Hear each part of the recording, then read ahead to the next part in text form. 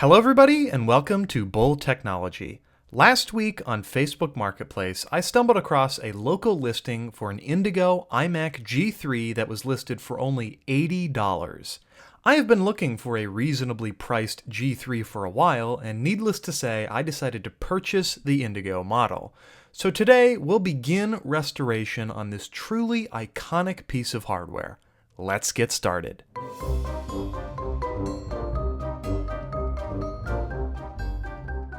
Upon getting the iMac, I first examined its physical condition. It was in fairly good shape, however, I did notice these black labels printed on several locations on the iMac.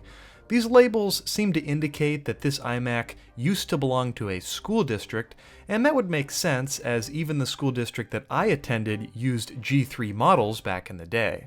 There was also this annoying barcode on the rear of the iMac and a few minor scratches and scuffs on the surface of the device. I received this iMac with this keyboard and mouse, which is definitely strange. The keyboard is the correct model, however the mouse is not the correct mouse for this model iMac.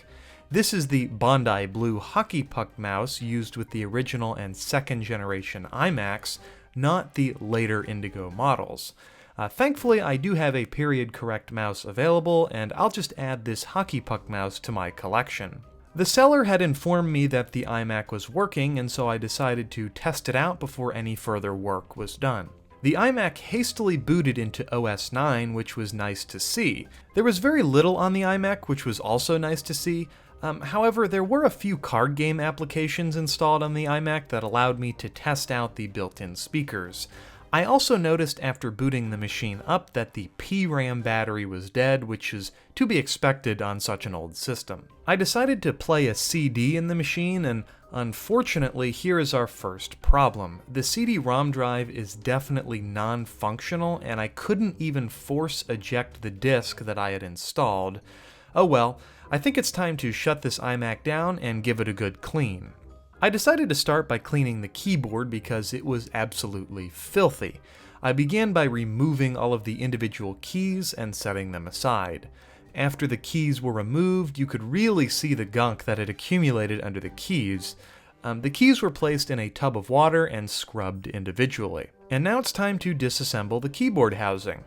Flipping the keyboard over reveals a number of screws that need to be removed, and there is a hidden screw under this label that also needs to be unscrewed.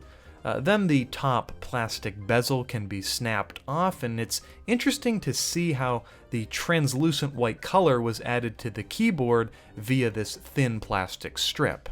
Next, only a few screws need to be removed that hold in the cable mount, and the rest of the keyboard pretty much just falls apart. And here you can see all of the parts laid out. When it comes to cleaning the larger plastic components, I decided to just run them under the bathroom faucet to remove all of the accumulated gunk, and it turned out pretty well. For the keypad backplate, I decided to use some Q-tips to remove the debris. It's not perfect, but it looks a lot better than it did, and now it's time to reassemble the keyboard. My favorite part of restoring any keyboard is slowly putting the newly cleaned keys onto the back of the board. It's pretty satisfying. The last step was just to clean the cord with a little bit of rubbing alcohol and a paper towel, and here's the finished product. I think it looks much better than it did when I first got it. And now it's time to turn our attention to the iMac itself. The first order of business was to remove all of these printed labels on the machine. I've had success in the past by using a magic eraser and some rubbing alcohol, and using this method I was able to remove these two labels on the machine. The barcode label on the back of the machine I decided to mechanically remove with a plastic spudger, which worked pretty well.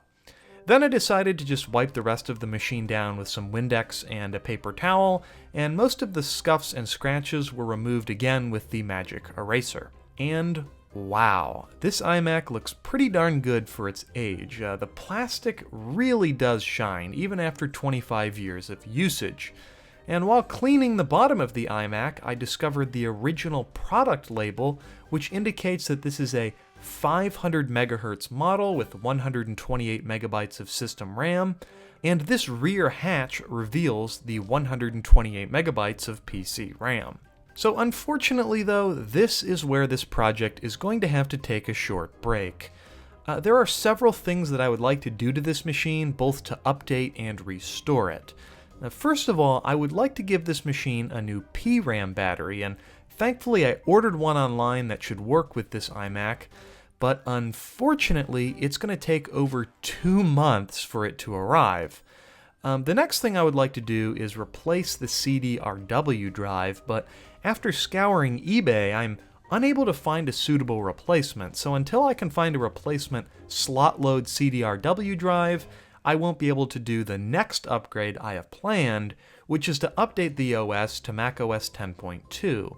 I know that macOS 9 has a lot of nostalgia for a lot of people, myself included, but macOS 10 is a much more usable operating system for this machine.